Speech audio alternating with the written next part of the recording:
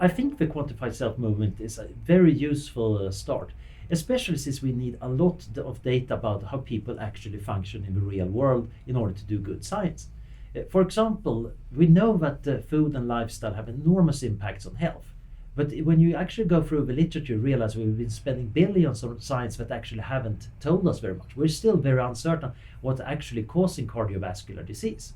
It seems like, not having much exercise and eating fatty food is bad for you, but exactly what components of that is surprisingly uncertain.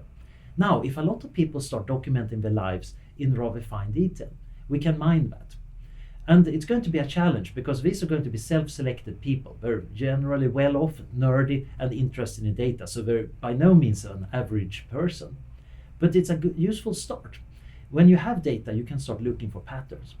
And a lot of people are probably going to be just bundling the data together into online sites where other people can do data mining and trying to find patterns that are useful for some people. It might turn out that there are some patterns that only exist in certain subgroups. That's very useful to know. The problem for science is, of course, that this is very different from how we normally would like to do it. There are interesting issues of privacy and medical ethics. It might actually be quite tricky to do a proper scientific paper following all the ethical rules by taking data people put online because you haven't had them sign all the ethics consent forms, etc. So we need to invent new ways of doing science of this kind of self-generated quantified self-data.